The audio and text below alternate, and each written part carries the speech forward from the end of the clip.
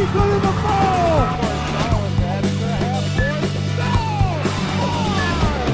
Santel all the way to the basket. Foul. Lays it in for two.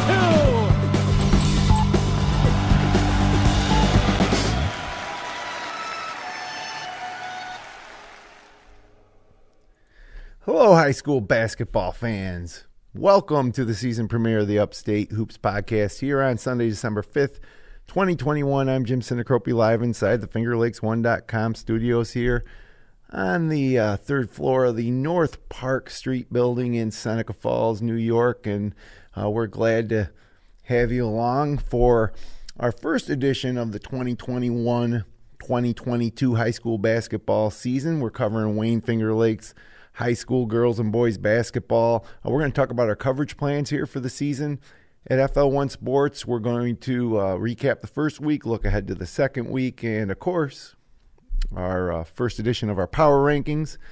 But first, I want to remind you that the Upstate Hoops Podcast and all our coverage of Wayne Finger Lakes high school basketball is brought to you thanks to the support of Generations Bank, Little John Orthodontics, and DeSanto Propane. A lot of people have been reaching out via email, text, phone, wondering when we're going to be live at some high school basketball games, and it's coming. I mean, our plans this year are to try to make it a more normal year as compared to last year, although it's kind of been difficult. Everybody's getting back into the swing of things somewhat after last year's short season. Made some upgrades to equipment, which is pretty cool. But of course, that we had to wait for some of that stuff to get here, figure out how to use it, make sure it's configured correctly. We brought on Ted Baker, the voice of Finger Lakes News Radio and one of the most acclaimed broadcasters around. So it's going to be awesome having him call games for FingerLakes1.com this season. Can't wait to hear him behind the mic out at a local high school gym and throughout the season and into sectionals. And also Kyle French is going to be coming on doing play-by-play. Kyle's a recent Newark grad, currently calls games for his local college. I want to say Geneseo, but not positive about that. Sorry, Kyle. But a couple new faces going to be at the broadcast booth for Finger Lakes 1 this season, along with all your favorites from the past few years. And again, we've kind of been on a break. Last season we didn't do any regular season games, and then we did sectionals, and so it's kind of a reset. That's why we got some new equipment. But also as a part of the pandemic, a lot of schools started streaming their own games, which is awesome. You could sit home and watch any game, but it kind of makes what we do a little less valuable, I suppose, although what we do is different. But it's nice to be able to sit home and watch almost any high school basketball game that you want. Some of the smaller schools don't do the streaming as well as some of the bigger schools, or a lot of it's automated on huddle cams or things like that. But yeah, I still think that what we're doing is a little different than just watching the stream of a game. But it does make you question if the effort that we put into it is maybe worth it. So we're going to see. We're going to watch the traffic and viewership and listenership to our stream. We're going to do radio games, audio only on FingerLakes1.com radio. And they'll also be uploaded to podcast platforms this year. All our radio games will be uploaded to podcast platforms, all your favorite podcast platforms like iTunes and Google Podcasts and Spotify. So it'll be cool to have them there. But we're going to do the full video games as well, and it'll be a nice mix. Hopefully we're going to get out to do a ton of games. We're shooting for between 25 and 30 regular season games, and then our standard 10 to 20 postseason games, depending on how many Wayne Finger Lakes teams make the postseason. We might even hit up some Weedsport games this year, or some Auburn, the western side of Section 3, especially in the postseason. But we'll play it by ear. One thing, though, that's kind of disheartening for us is the fact that NFHS, maybe you've heard of them, National Federation of High School Sports, streaming service. It's a subscription service. They actually hold the rights to all the Section 5 postseason games, and that's kind of crazy. You can hold the rights to public high school events, but they do, and they have a lot of rules and regulations, and Section 5's media department seems to work closely with them, and got to jump through a lot of hoops, and you got to pay what most would consider a unreasonable amount of money to go broadcast these games. And it kind of came to a tipping point, because I questioned even the legality of that. Someone holding exclusive rights to stream public high school sports. But last year, the Minders North Star Christian Class B2 final at North Star Christian High School, we paid the licensing fee. I don't remember what it was, $250, $350, $400 to do an audio-only broadcast. Myself and Matt Verkey called it. It was a great game. Minders still smarting a little bit from that whistle on the final shot. They had the thing won, and in our opinion, kind of had it taken away from them by the officials. But nonetheless, we went there, we set up, brought our equipment, paid our staff, broadcast the game, and according to the rules set forth by Section 5, in accordance with NFHS. So NFHS was there also doing a video stream that was behind a paywall. You had to pay a subscription for it. And by the way, Minders fans or kids that were on that team, if you want to go back and watch that game, well, you're going to have to subscribe to NFHS. You're going to have to actually pay to watch your game, the broadcast of your game. Sectional championship game, and if you want to go back 20 years from now, you're going to have to pay to watch it then too. You're going to have to subscribe or buy it, and I guess that doesn't necessarily seem right, especially when there's folks that were willing to do it for free, and that's what we used to do a lot too. Section 5 never let us do video of Section 5 finals at the Blue Cross Arena, for example. But we would record a video version of it and then later post it kind of for posterity. And those are still up on YouTube right now and FingerLakes1.com if you ever want to go back and watch some of the great games that we've covered over the past almost 10 years now. But not allowed to do that. Specifically told by Section 5's media's coordinator, Sean Jeffers, that we're not allowed to do that anymore. So, yeah, you want to watch any of your section finals, got to pay a subscription fee to NFHS. And it's something we've talked about before, but it is pretty frustrating. And honestly, it might be time to question the actual legality of it all, maybe talk to a lawyer and see if it would be worth exploring at least. But the thing about it is we paid that fee. We paid our staff. We prepared. We went and we did the broadcast, only to find out there were people in the stands streaming it on Facebook from their phones. Guess who had more views, users? Finger Lakes 1, who paid the licensing fee, or the Facebook streams from the bleachers? And it was we were beaten by the Facebook Live phone streams. So Section 5. If you're going to charge a licensing fee, then I'd expect you to enforce your own rules in the gymnasium.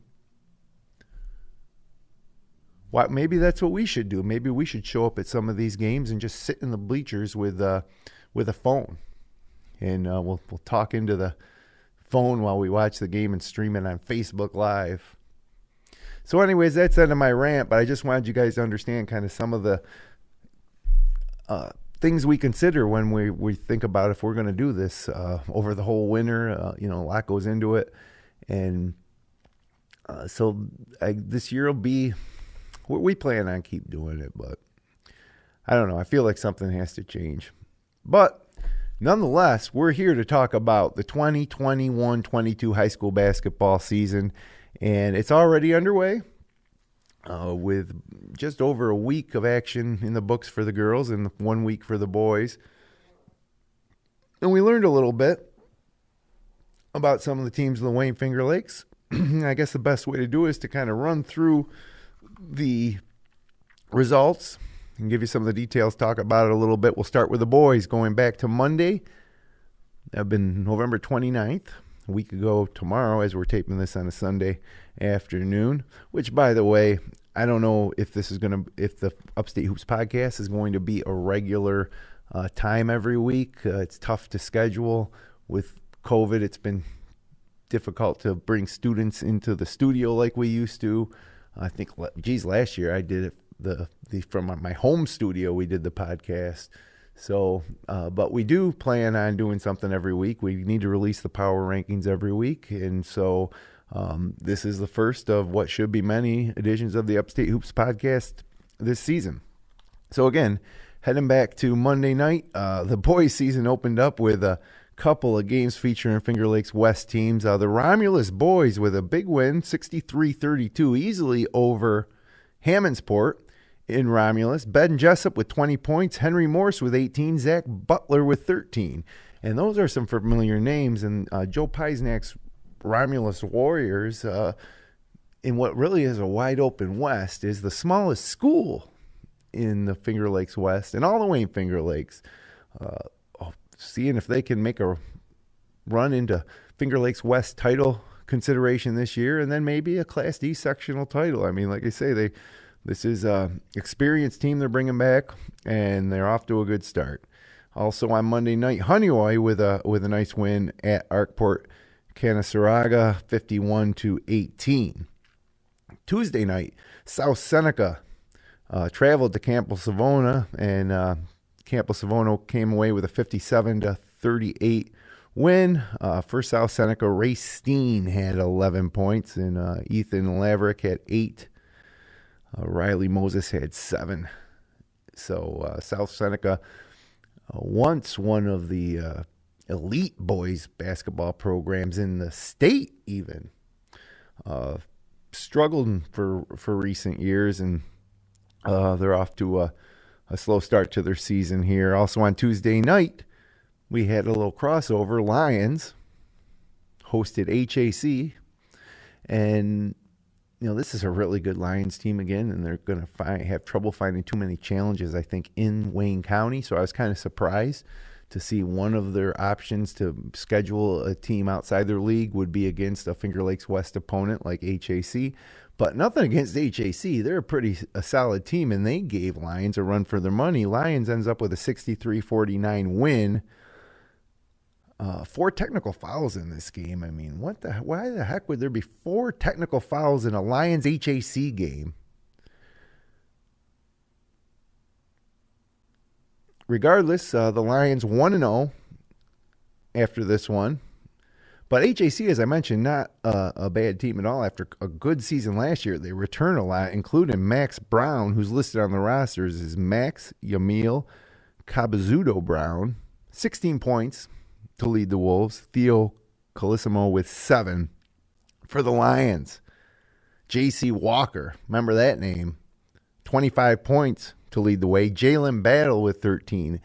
Jaden Lopez, a guy that didn't see a ton of time last year that now is going to be a major contributor with 8 points. Tony Pierre with 8. And Sequire Norvell with 7. So the Lions off and running on what is going to be a really good chance to win a sectional title this year. Something that is becoming regular business up there in Lions.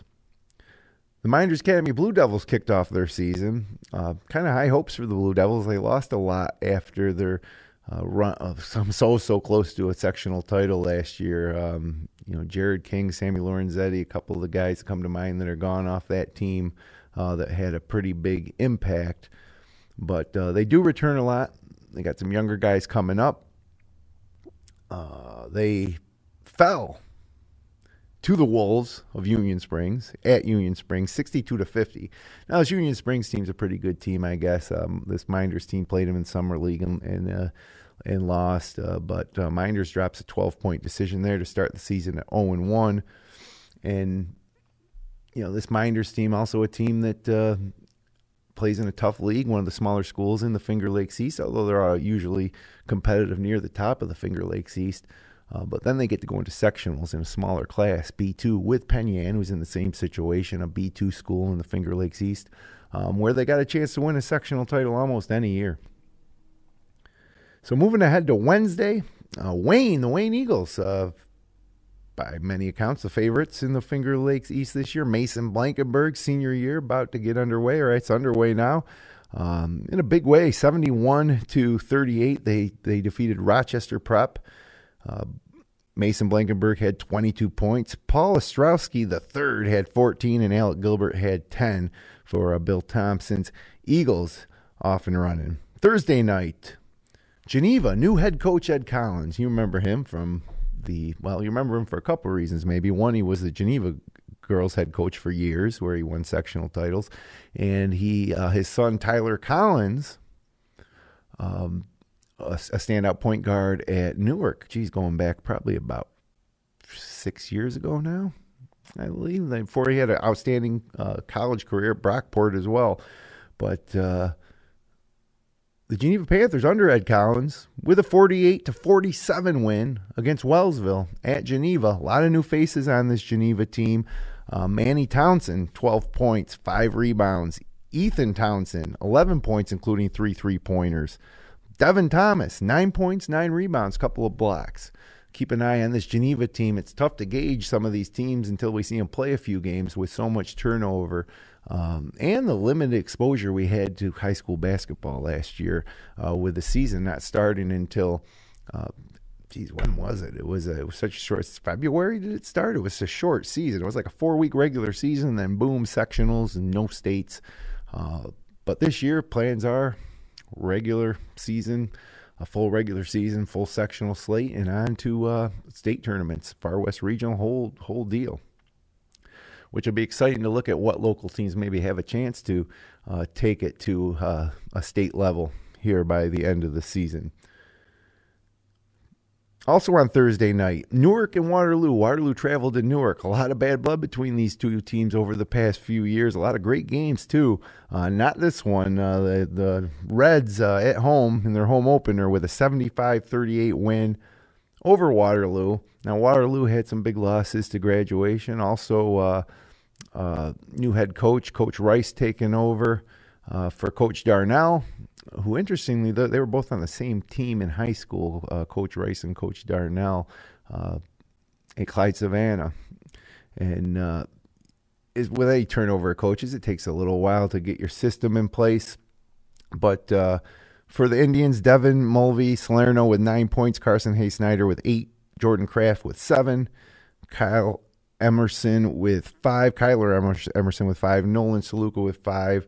Those are some of the names you're going to see throughout the year on the Indians as they try to improve throughout the season from this opening game, which was all Newark. And, not for nothing, but this Newark team's really good. One of the better Newark teams we've seen in a while, and there's been some good ones. But things to like about this team, first of all, you got Braden Steve, who's going to challenge to be, the leading scorer in the league, along with guys like Mason Blankenberg or maybe Troy Cabot and Minders. And there's also a kid at Penn Yan we're going to talk about. But Rayshawn Howard, 13 points, 8 rebounds. Kind of a quiet sophomore year. I think Rayshawn's a junior now. Isaiah Camp's on this team. But the point guard, Gabriel Caraballo, 10 points, 6 rebounds, 7 assists. He's a pass-first point guard. There's been some great point guards at Newark over the past few years. I just mentioned Tyler Collins as one of them. Nate Beard, remember Nate Beard? He kind of played on and off the point.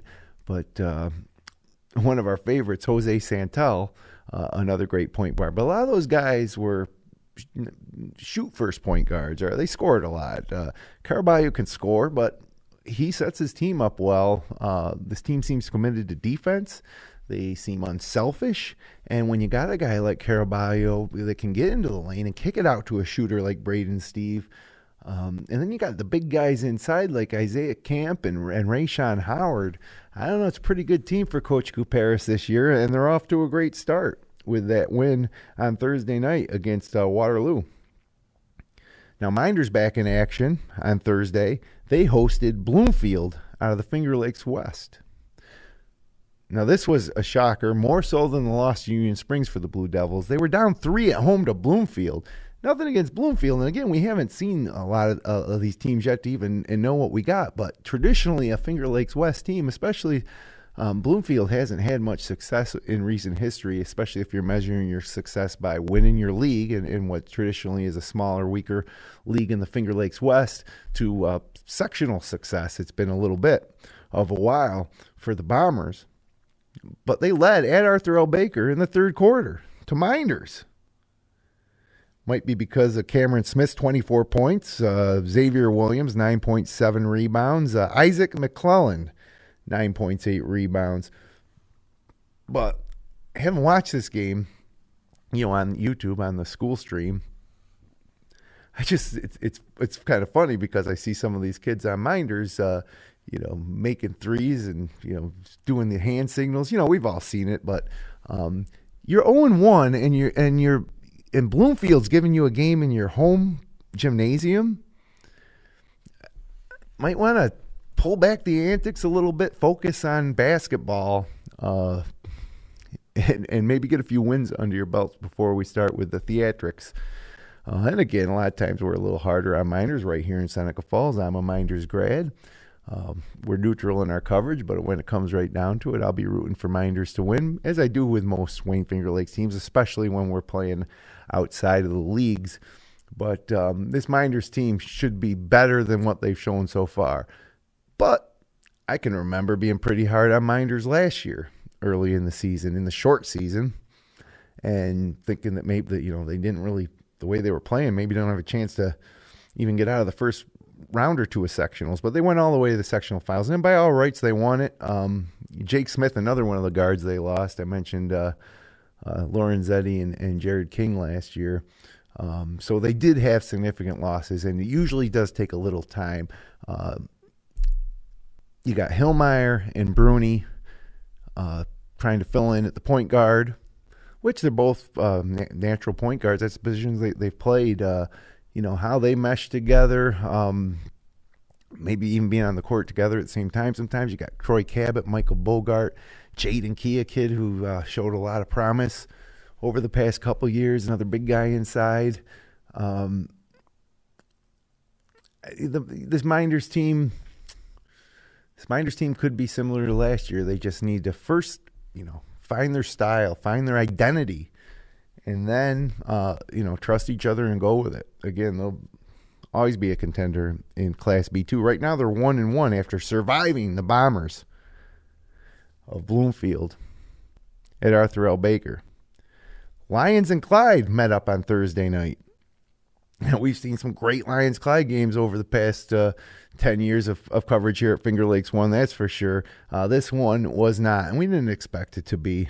Clyde kind of in rebuild mode after the Chance brothers kind of moved through the program. It's the covers were left a little bit bare, and Lions all over their rival Clyde, winning 94-27.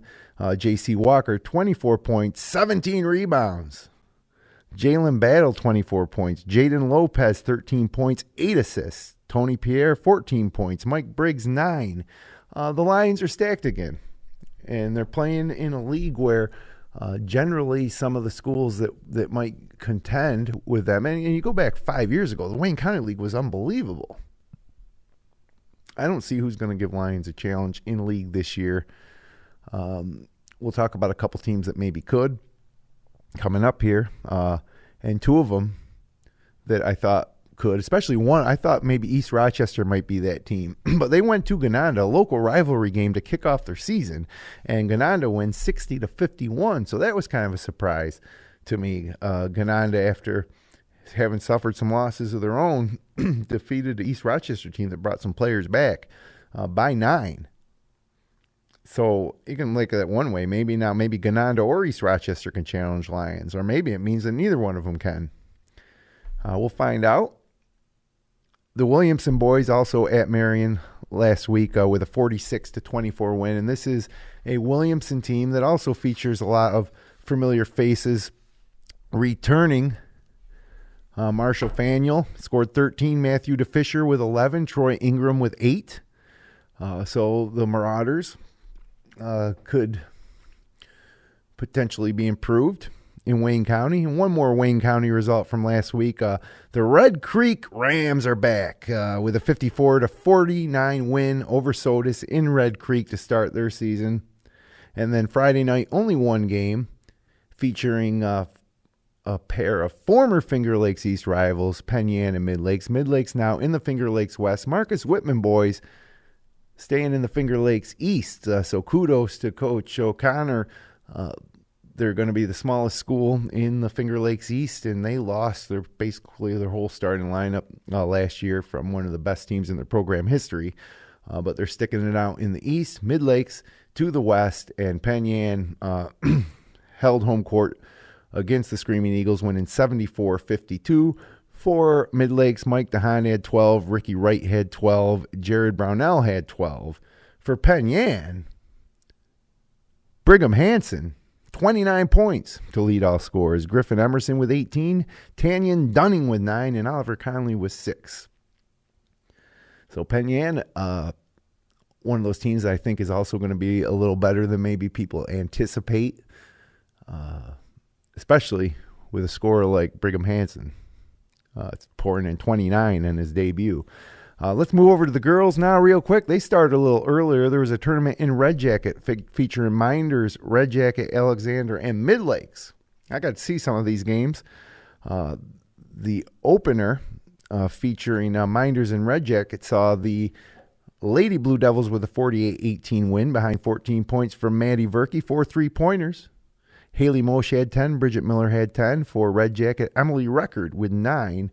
And yes, that name Verkey might sound familiar. Maddie Verkey's got some pedigree. So her dad, Matt Verkey, we've seen on Finger Lakes 1. He's also on the bench as an assistant for the Lady Blue Devils now. 1992 state champs. But you might not know Maddie's mother, Jody Verkey, formerly Jody Doctor, a state Final Four participant herself for the girls, the Minders girls in 1994, I think it was. So, and Maddie's got a great game, still just a sophomore. She's tall, she plays under control, she can shoot it outside, and she sees the court well. So, Minders also, I mentioned the two girls, Haley Moshe and Bridget Miller inside, should be tough to contend with. And a lot of other complementary pieces, including Mackenzie Higbee, who's back after injury in her ACL. She's back playing hopefully what will be a full season. And and the same thing for the Minders girls. They're playing in the Finger Lakes East is one of the smallest schools. Then they get into sectionals. They're playing in Class B2, always sectional contenders it seems in Class B2 for the Minders girls. Mid Lakes opened up their season in Red Jacket on the same night with an 82-34 win over Alexander. Kara Walker's gone. Pretty much all of the true contributors to those state final teams, state championship team for the Mid Lakes Lady Screaming Eagles have moved on. Kara Walker really carried that team last year, but her sister's still there, and this team is still pretty good. It's funny when you build a program like that. You don't drop too far down when you lose those star players that led you to the promised land. But Grace Murphy, 14.6 rebounds. Cameron Ford, 13.6 assists. And Callie Walker with 13 points and 8 rebounds. Mary Givens, 10 points. So this Mid Lakes team should be pretty good. And those wins actually set up a great final early season matchup, Minders Mid Lakes. And, heading into this game, I had to think Mid Lakes was a slight favorite on last Saturday in Red Jacket. And Minders came out with a win, 43-38. Grace Murphy led the way for the Screaming Eagles with 12. Mackenzie Higbee, 14 points for the Blue Devils. Haley Moshe with 14 of her own. Bridget Miller, 6.6 rebounds, 6 steals.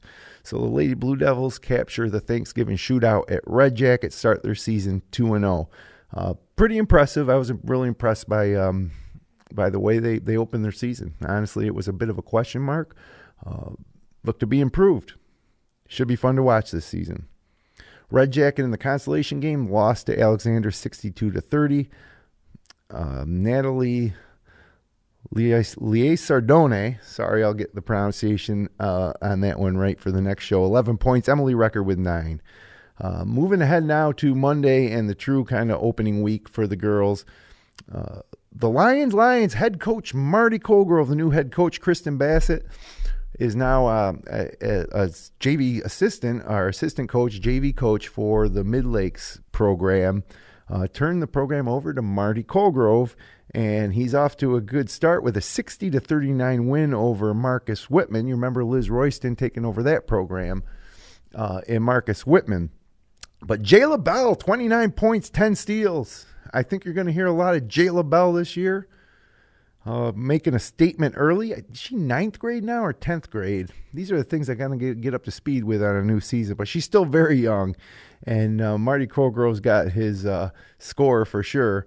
For the Lady Lions, Amani Harder, 9 points. Kara Stevens with 8, and Cameron Bonnell with 6 in that one. The Romulus girls, rough start at Hammondsport. They lose 37-25. Wednesday night, Lions back in action, hosting Southern Cougar. They came out with a 58-51 win. Jayla Bell, 24 points in that one. Kara Stevenson with 12. Michaela Chase with 9. North Rose Wolcott Sodus, combining their girls programs this year, dropped a 37-30 decision at home to Cato Meridian. And then the Wayne girls out of the Finger Lakes East with a 45-26 win over Rochester Prep. Ellie Johnson with 11 points, Riley Simpson with 8, Leela Bellinger with 8, and Emily Pratt with 6. Thursday night, the Williamson Lady Marauders, like their boys' counterparts, handled Marion 61-18 to start their season. And now we move to Friday night. Mentioned Lions and Clyde on the boys' side. Not much of a contest. That's not going to be the case when the Lions and Clyde girls meet this year. Well, they're only going to meet one more time because they met on Friday night in Clyde. And this was a bit of a surprise because of the great start that Lions appeared to have with the first two games. But Clyde Savannah all over them. 59-31. 59-31. The Lady Golden Eagles, and this has been the rivalry the past few years, not the boys. It's been the girls. Amazing sectional game 2 seasons ago that was played in Canandaigua that kind of set the stage. But Jayla Bell held to 12 points in this one, so maybe Clyde had the scouting report on him. She only scored 12. Michaela Chase had 7 points, 5 rebounds. But for Clyde Savannah, they got their own prolific scorer, and maybe there's going to be a scoring race in the Wayne County Girls League because Jada Larson poured in 36 of Clyde's 59 in that big early season win for the Lady Golden Eagles. North Rose Wolcott Sodus traveled to Wayne and dropped a 49-22 decision. The Lady Eagles start their season 2-0. And that brings up the Waterloo Indians making their season debut at home for their Tip-Off Classic tournament. They hosted Aquinas, and this Waterloo team is one of those teams that you think could maybe make some noise come time for states. It seems like every year there's 1 or 2 girls teams that make a run at states and into states, and we're heading off to Hudson Valley Community College, in late March. And you got to wonder if this year it couldn't be the Mike Breeze Lady Indians. They were really impressive last year. That run could have happened last year if there were states. They just rolled through sectionals, and they rolled in their home opener 65-18 over Aquinas. Giovanna White Principio, I think she's a 5th-year senior this year, 5-year varsity player. 18 points. Macy Carr, one of the better players on this squad too, can hurt you from outside and inside. She's got that, plays hard defensively, which is pretty much a requirement in Mike Bree's system. 12 points.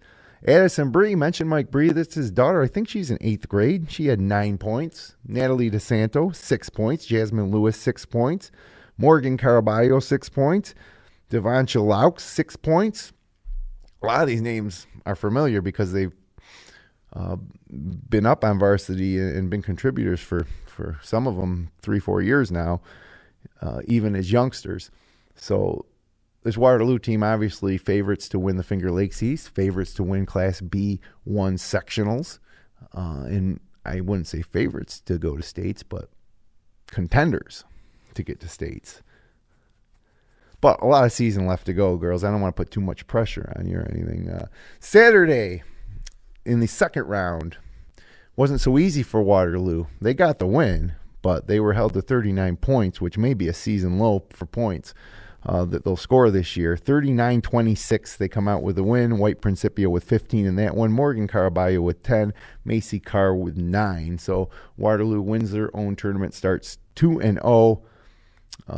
Bloomfield, East Rochester. The East Rochester girls should be great, like really good. And they opened up with a 59-33 win hosting Bloomfield on Saturday night.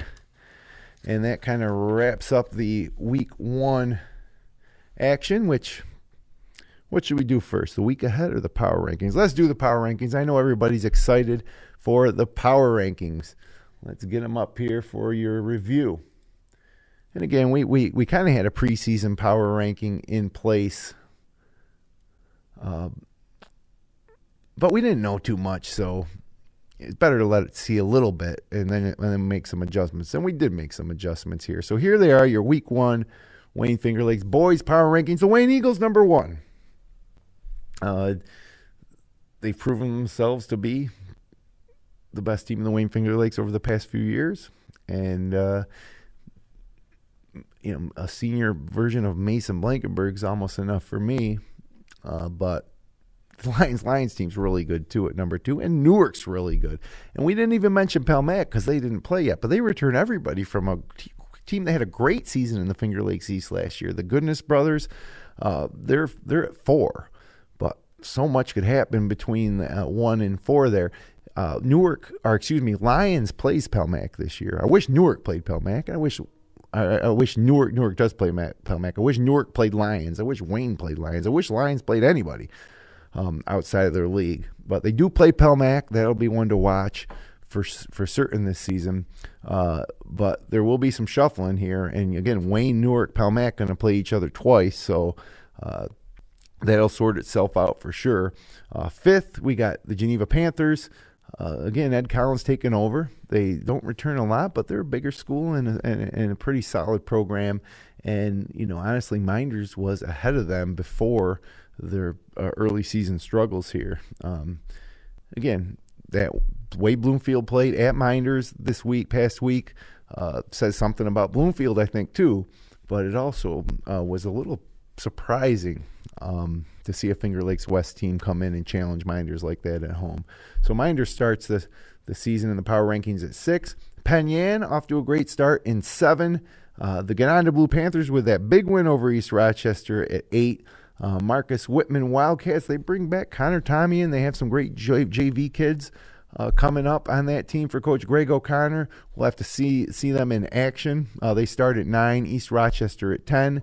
Then you got the lone remaining Finger Lakes East team in Waterloo at 11, HAC at 12, Bloomfield at 13, Red Jacket at 14, and Dundee at 15. So how about the girls? We'll just cue them up here. And the first iteration of the Wayne Finger Lakes FL1 Sports Girls Power Rankings show the Waterloo Indians at 1. Not surprised there. But Palmac is going to be a pretty good team. They got some height in Riley Trail. Remember that name? They return a lot of players like Grace Seether. They're going to be just fine. Palmac gave Waterloo a run last year, and that should be another great rivalry situation this year as well between the Lady Indians and the Lady Red Raiders. The East Rochester Lady Bombers really got something good going. They started at 3. And then the Minders Blue Devils with that tournament win up to 4. As I said, preseason power rankings probably would have had Mid-Lakes ahead of Minders, but they played already head-to-head. Minders won. Mid-Lakes, again, I'm still impressed with Mid-Lakes. Should have a great season. They come in at 5. Penn Yan at 6. Sierra Harrison and company They have another solid crew from a program that has contended in Class B2 for the past few years. Not traditionally, but building some consistency here. The Golden Eagles of Clyde with that big win over Minders coming at 7, and Lions right behind them. And again, Jada Larson for Clyde, really impressive. Jayla Bell for Lions should be can't wait for that rematch in Lions later this winter. The Geneva Lady Panthers really fell on hard times the past few years, but traditionally a strong program. One of the bigger schools in the East comes in at 9. Liz Royston's Marcus Whitman Wildcats. The Wayne Eagles at 11. Newark at 12. Gananda at 13. Dundee Bradford at 14. And the HAC Wolves on the girls' side come in at 15. So there you have it, our Wayne Finger Lakes opening week power rankings. They'll be updated every Sunday. They don't mean much, but what they do mean for us is we're looking for matchups between teams near the top or close in the power rankings when we're looking for what live games we're going to be doing. So definitely looking forward to that. The power rankings every Sunday here on FingerLakes1.com. Week ahead. Week 2 of the high school basketball. We're really getting underway here. It's also Wonderful Life Week here in Seneca Falls. Let's start with the boys on Monday. Penn Yan's at Haverling. Southern Cayugas at Clyde. Tuesday, Palmac at East Rochester. That'll be the opener for the Red Raiders. Be a test for them heading on the road to the Bomber Barn. Or actually, they call it the Bomber Barn in ER. I know it's the Bomber Barn in Bloomfield, but anyways, they're going to East Rochester. Geneva at Honeoye Falls Lima. Livonia at Marcus Whitman. Excited, and that's usually a matchup you see a lot of. Livonia, Marcus Whitman playing crossover games against each other. Newark at Victor. So get to see that Newark team tested early. I think that's probably I don't know, they have a holiday tournament on a Tuesday? Maybe that's just a one-off. Waterloo traveling to Addison, HAC at Romulus, Honeoye at Naples, Red Jacket at Mid-Lakes, Notre Dame Batavia at South Seneca, Bloomfield at Dundee. That game's played at Dundee, not Bradford. They'll play some games at Dundee, some at Bradford. They're Dundee, Bradford. Gananda at Clyde Savannah, Lions at Williamson. I'll be interested to see the result of that one. I mean, Lions should be heavily favored, but I think Williamson is improved. Let's see if they can give them a game. Marion at Sodus, Red Creek at North Rose Wolcott. Traditionally a pretty big rivalry game there, Red Creek at North Rose. Wednesday night, Penn Yan at World of Inquiry, Webster Schroeder at Wayne.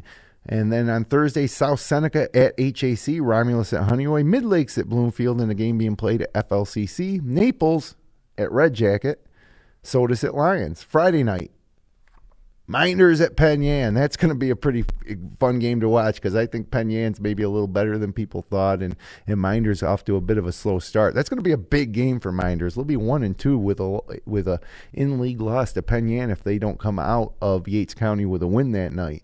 Penn Yan with a chance to make an early statement. Wayne at Geneva should be a great game Friday night. Waterloo at Marcus Whitman should be an interesting game. Union Endicott going to play Newark. Dundee Bradford at Mid-Lakes. Clyde Savannah at East Rochester. Williamson at Gananda could be a good one.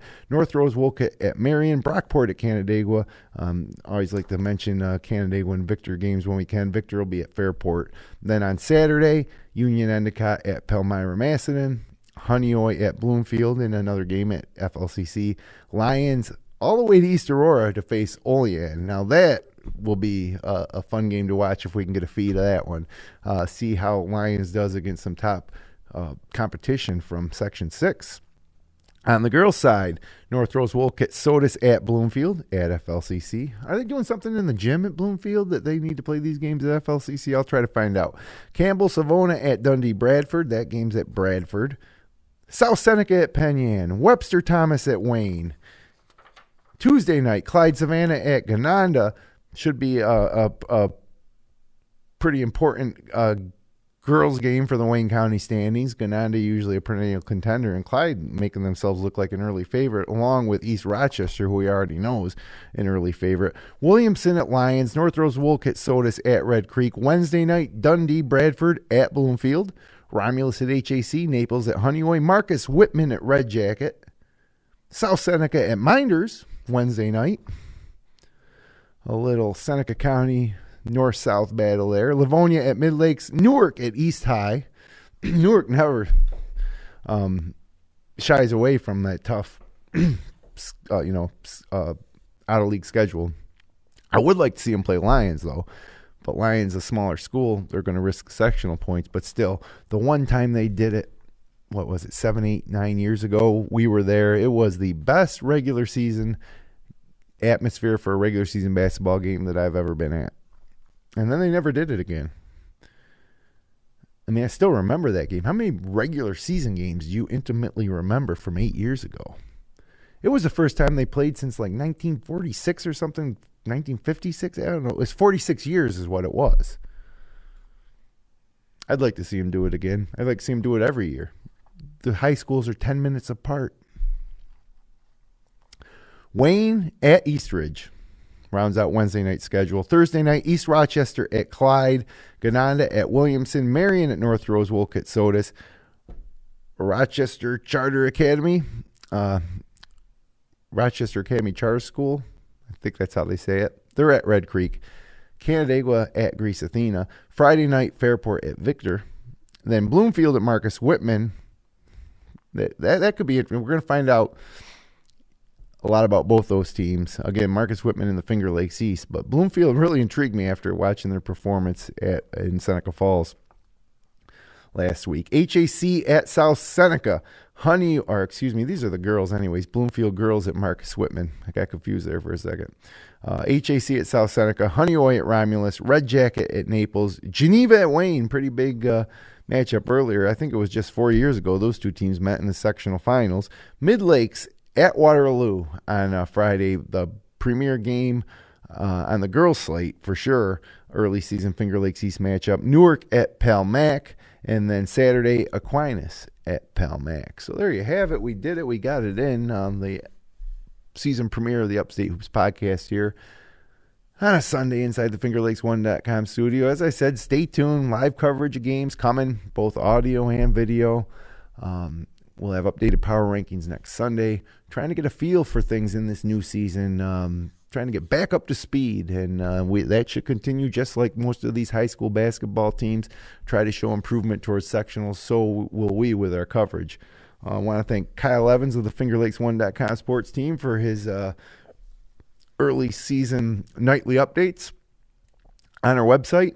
Again, each one of these nights you can get full results later that night, early the next morning, by visiting our homepage at Finger Lakes One or downloading our app or checking us out on the mobile site. You can just open up Google and say Finger Lakes One, and it'll take you right to our mobile site. So that about does it for the first edition of the Upstate Hoops Podcast here on FingerLakes1.com. Thanks for joining me. Connect with us on Twitter at FingerLakes1. Subscribe to us on YouTube. Our audio-only podcast is available most everywhere you enjoy your audio content. Archive episodes are available at FingerLakes1.com. You can also find our show, live stream games, and local news, weather, and sports 24/7 on the free FingerLakes1.com Android and iPhone app. I'm Jim Sinicropi. Have a great week and enjoy the games.